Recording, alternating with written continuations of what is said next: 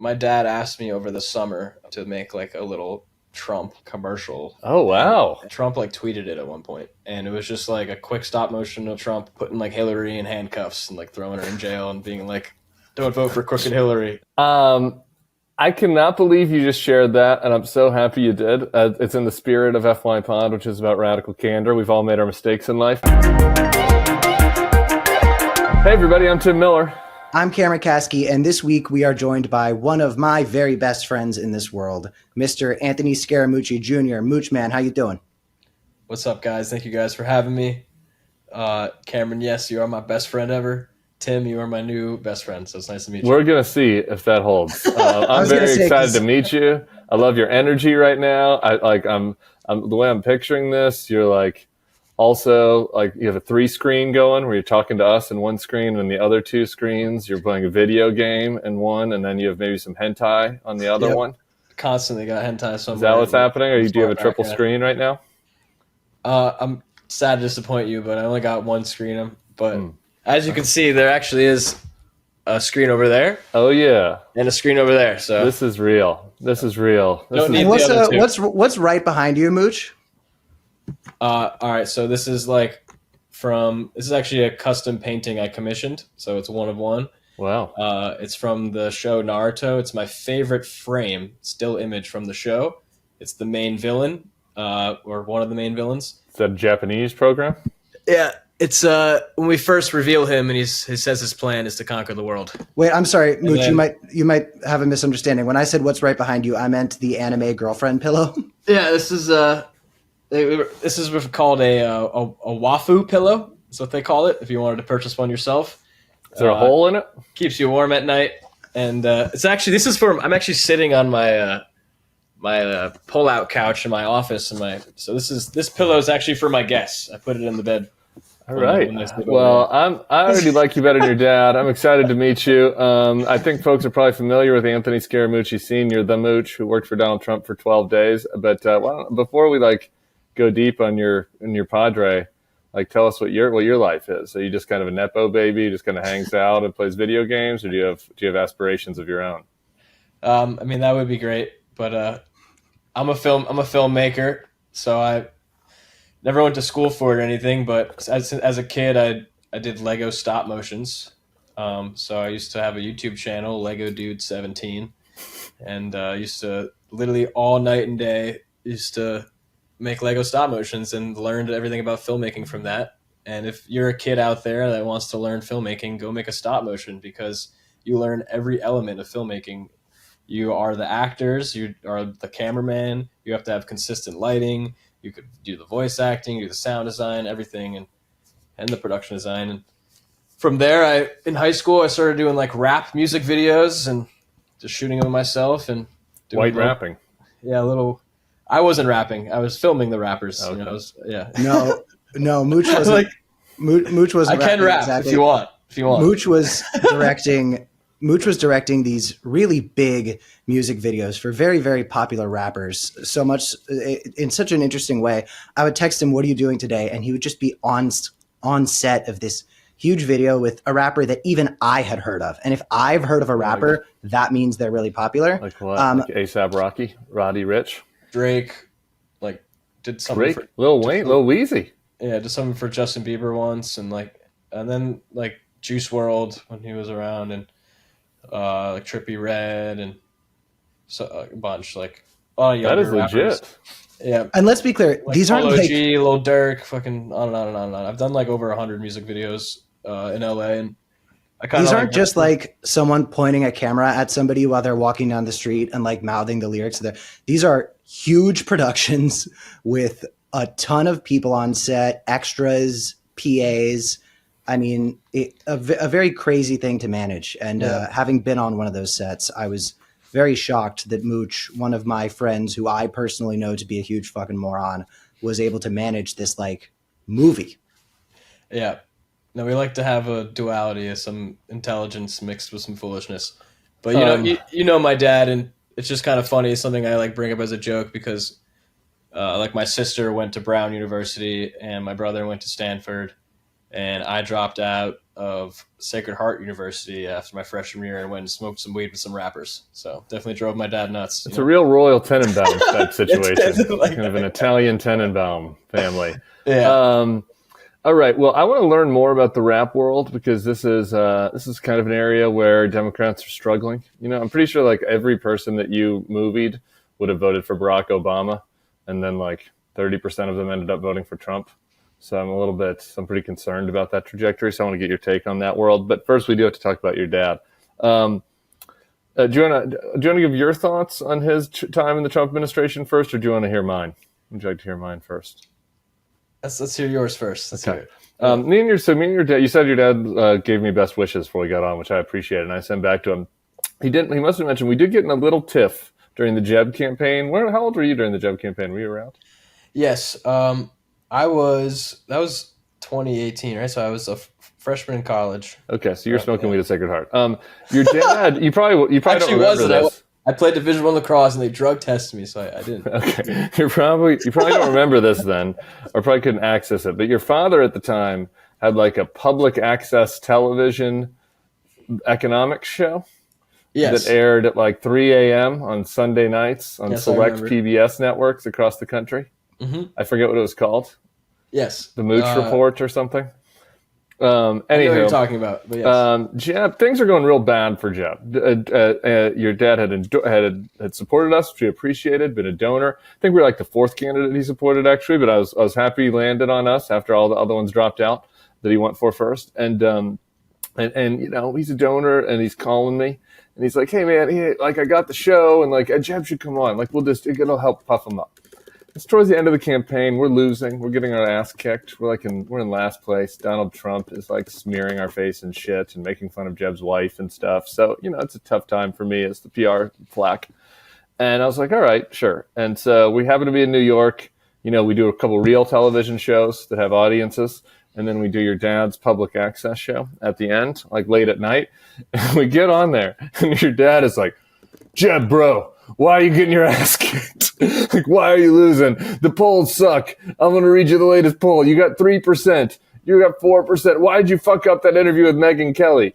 And the interview ends. And I was like, Anthony, what in the fuck was that? I was like, you're not Tim Russert? Like, this was a favor. This is like a weekend economics show. You were supposed to be like, Jeb, why are you so smart? This was a puff-up interview. And Jeb was mad at me. It was for making him do it. It's late at night. And Anthony did not appreciate my feedback. Your dad did not. So we had kind of a heated tiff in the lobby, after which I didn't respond to his phone calls for a little while. And, now we're both middle-level podcast hosts who are friendly again. So it's fine. We, in the interim, I did feel like his choice to go be Donald Trump's communications director was maybe not the route I would have gone. So I think that was kind of a second tiff we had over that. But I don't know. Everybody that lands in the right place, I want to give grace to. We've landed in the right place. I mean, and he did it pretty fast. He was only in there 2 minutes or so. Yeah. What are the vibes like that? What were the vibes like for you when he was just kind of hanging out, talking about how great of a football thrower Donald Trump was? We should have pulled up the video of that when he was like, man, Trump could throw a 50-yard. I've never seen anybody do it. It's like Peyton Manning out there. He had a golden arm. That was good. We should have pulled up some of those. So actually, correction to what I said earlier, it was 2016. So I was a junior in high school. I actually remember like Vine was still a thing, and I was like watching vines of like memes of like Jeb Bush and like looking at him with my dad. I just have a memory of that.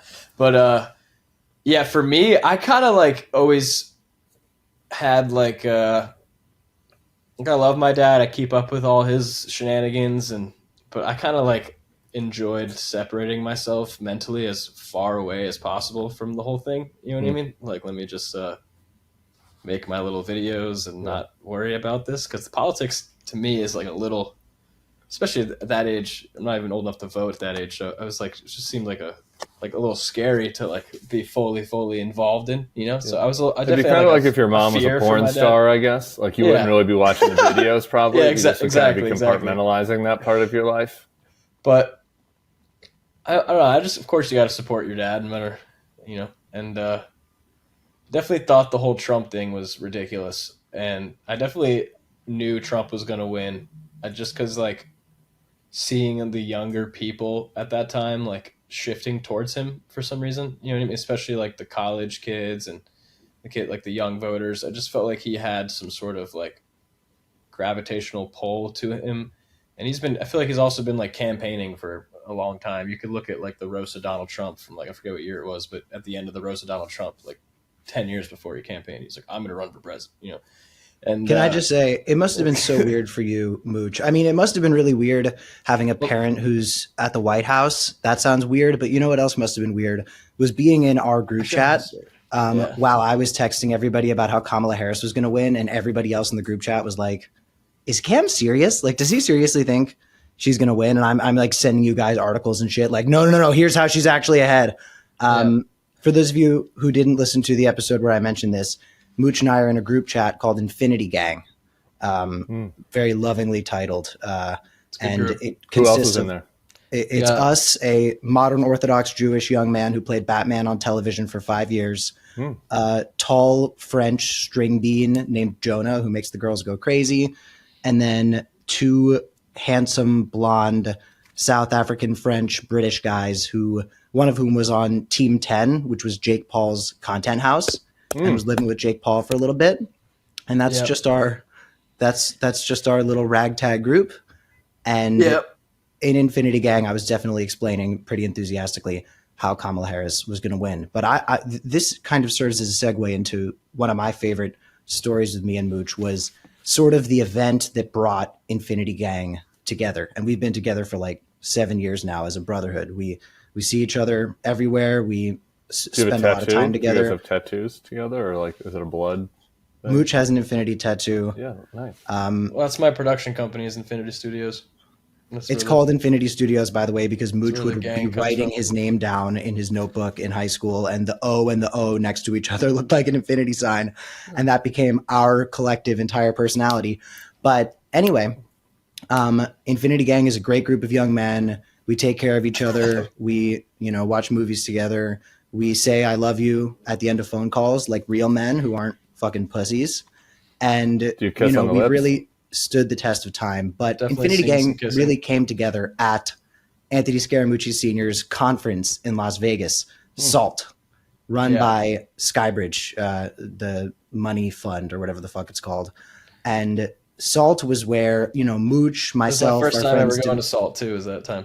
That Vegas. That was your first time? Yeah, because it would always be, I don't know. I played lacrosse growing up, and it would always be during like my lacrosse shit, so I couldn't go. Well, it was interesting. It was like the speaker list of politicians and business leaders and different people. And then I was one of the speakers that year.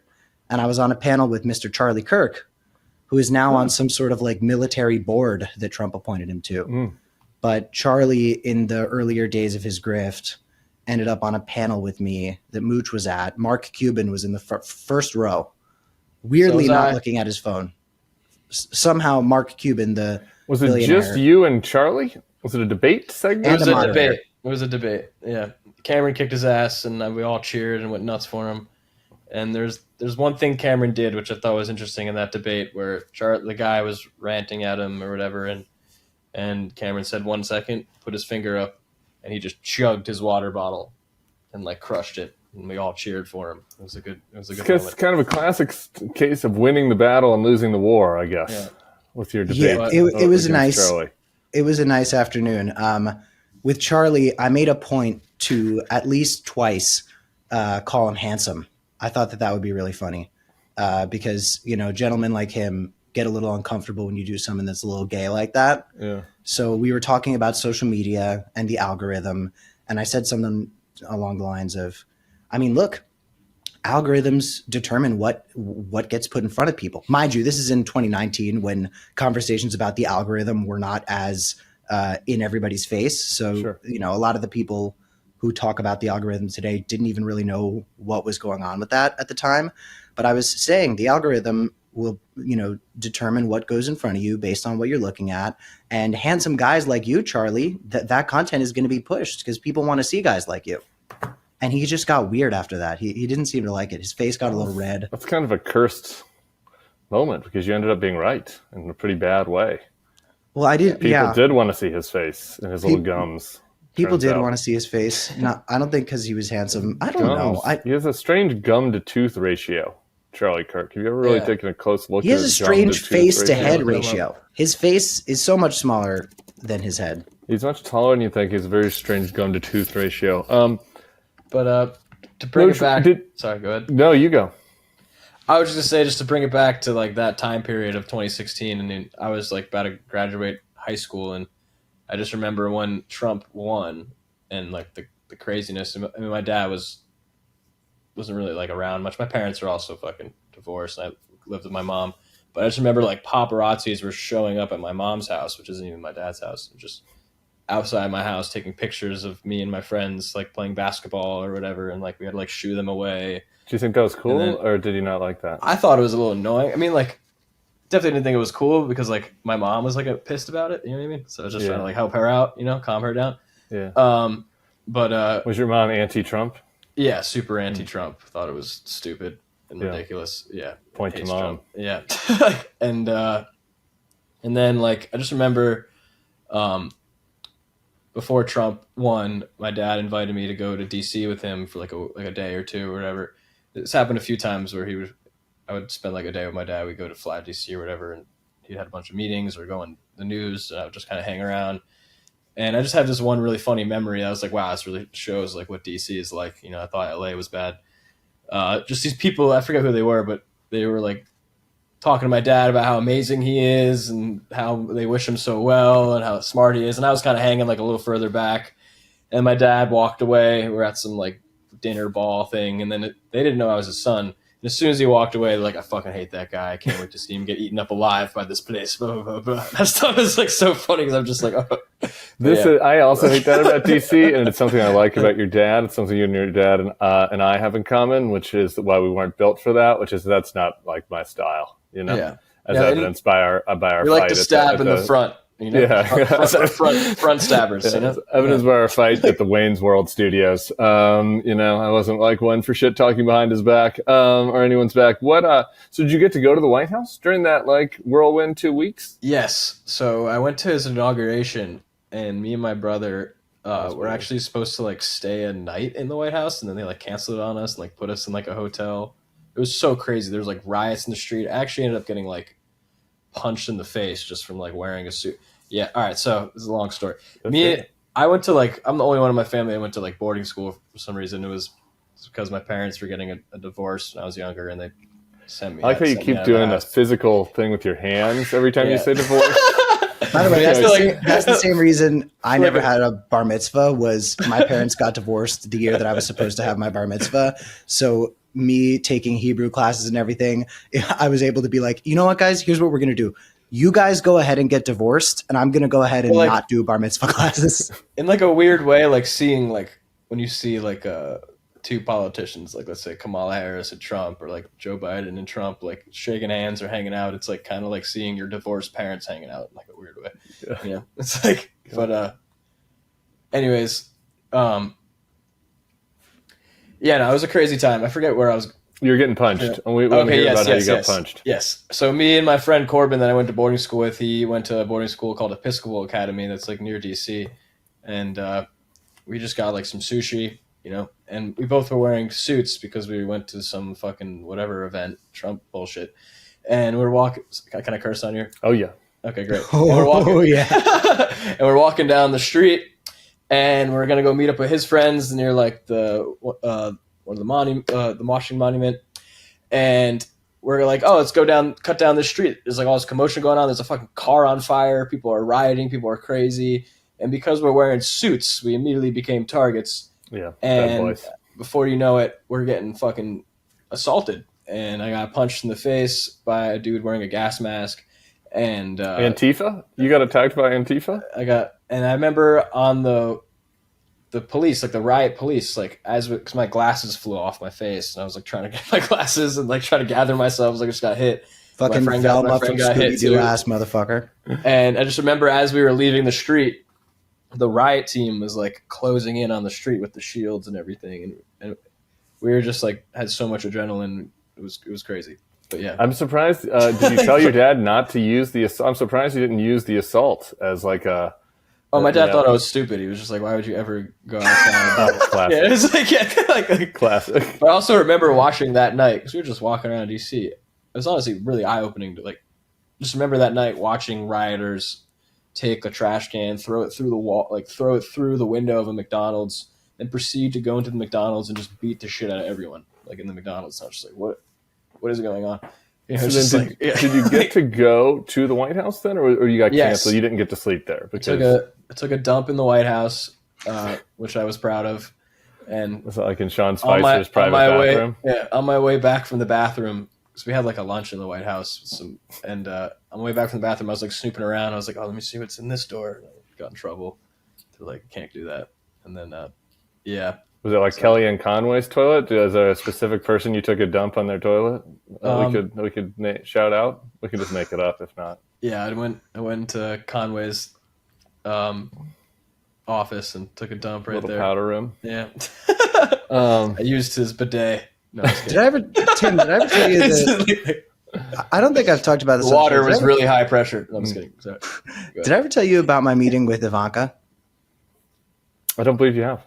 I had a meeting in the Trump White House with Ivanka Trump, where I was like trying to get her to offer citizenship or to advocate for the citizenship for the family of one of the kids who was murdered at my high school. Kid gets shot dead in my high school. A young man who I'm not going to say his name just to not drag him into my Ivanka Trump story. But I got the opportunity to meet with Ivanka, and I was like, you know what? If anybody in this family is going to see the humanity in this story, I don't know. It seems like it would be Ivanka. So I did the meeting. I went and I met with her. Tiffany probably, but she's not around. Right. No power. Besides Tiffany. Ended up talking to Ivanka for a little bit, discussed that and some other things. And she ended up telling me, oh, that's a conversation you should go have with Mercedes Schlapp. And then I had the meeting with Mercedes Schlapp, and she goes, no, you don't understand. The immigrants, we're getting them out. And I was like, oh my God, these people can't even send their are you saying that because they're immigrants, like them sending their kid to the high school, the kid getting shot, like, oh, it was an immigrant, they shouldn't have come here in the first place. It was a really weird meeting with Mercedes Schlapp. And, you know, Ivanka, I don't think Ivanka sent me to Mercy to get the job done. I think she sent me there so she didn't have to tell me that we weren't going to get the job done. Did you get to do a deuce in Mercy Schlapp's bathroom? Or? I don't remember if I used the restroom, but I remember Mercy told me in a green room so in the period after Trump won, between when he went in the White House and during that period where I was going the other way, Mercy Schlapp saw me in a green room and asked me how I was going to recover my personal brand. As a dead serious question, like, how are you planning on fixing your personal brand now that you are on the wrong side of the new president? And I was like, I don't know. I'm not trying to fix my personal brand.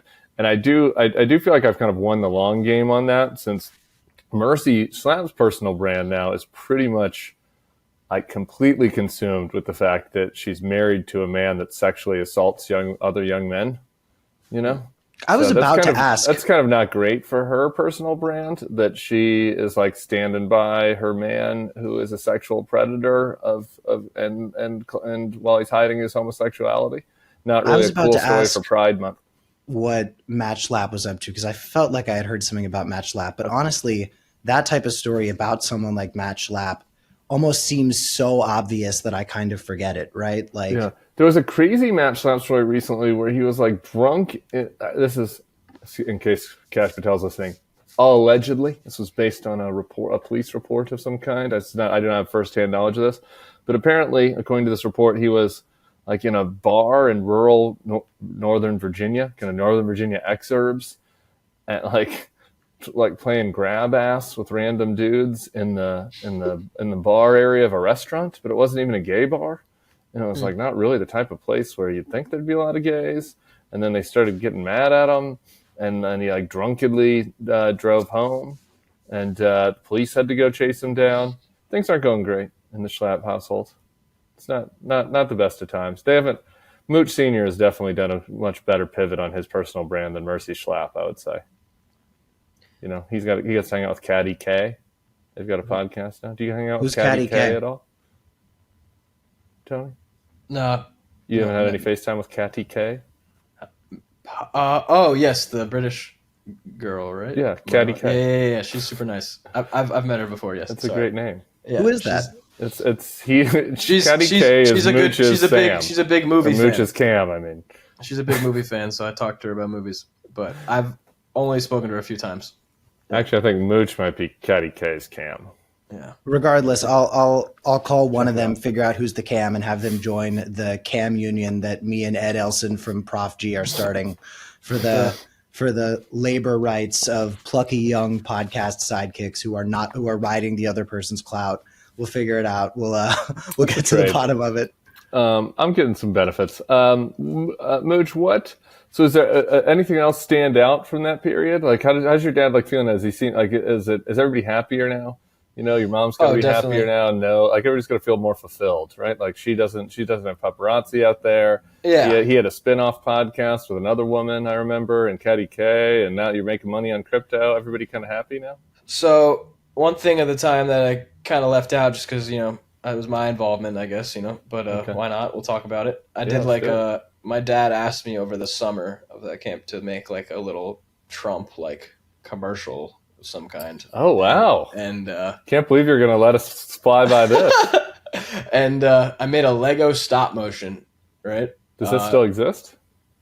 I could send it to you, but it's not on the internet anymore. Right. Trump like tweeted it at one point. And it was just like a quick stop motion of like Trump putting like Hillary in handcuffs and like throwing her in jail and being like, don't vote for crooked Hillary. And it was like a Lego. I took the Captain America Lego body and put like a Trump head on it. And anyways, I just fucking did it because I was asked to do it and they paid me. And I'm just a fucking junior in high school. And I was like, sure. A junior in high school? Yeah, at the time. Yeah. And so then it got tweeted out and I start getting all these death threats and all these crazy messages, and I get videos of this guy sending me videos of him burning a doll with my face on it, and all this stuff. So that was fun. How did they know it was you? Because my dad was like, "My son did this." Like, you know what I mean? I cannot believe you just shared that, and I'm so happy you did. It's in the spirit of FYPod, which is about radical candor. We've all made our mistakes in life. We can you do have to do 10 Hail Marys and 10 Our Fathers as a penance for that.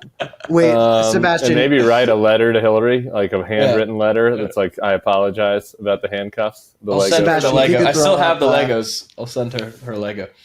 Seb, if you could throw up the video, we'll get it for you. And I would love for the audience We're going to bring it back out? I don't know if we can do that, actually. I don't want to do. Poor Mooch Jr. is going to start getting death threats again. Mooch. Just because you got a career you're doing. I think it's better to let people's imagination run wild. Yeah, no, I want no affiliation with Trump whatsoever. We can let it disappear to history. Industry, you know, that is something. But yeah, those are my memories of the time, and I just remember like definitely thinking like, I mean, my dad's a good dad. I love him to death. He's definitely a really smart, well-read person, but he was definitely on some sort of Trump Kool-Aid, and a lot of people were. Like, I definitely remember at the time, like, wow, like, this is definitely a movement of some kind, and it definitely felt like me and my brother had a bet where we shook hands. Me and my brother do all these bets all the time and stuff, and we shook hands. He thought Hillary was going to win. I thought Trump was going to win, and he still never paid me, because it was a ridiculous bet. It was like, I bet you like $1 billion that Trump will win. And we shook hands on it and whatever. So I always bring it up every once in a while randomly, like, you owe me $1 billion. But I definitely just remember the movement of Trump, and he definitely, like, he took over that, like, that kind of, like, I guess, like, white person, college, frat sort of energy, like, completely took it over. And growing up in the Long Island and on the East Coast, that's pretty much most of that area is that. So, hey everybody, that was just part of the interview. Go to the FYPod YouTube page for the full interview, which has surely been the wildest one we've ever done on FYPod. Check it out.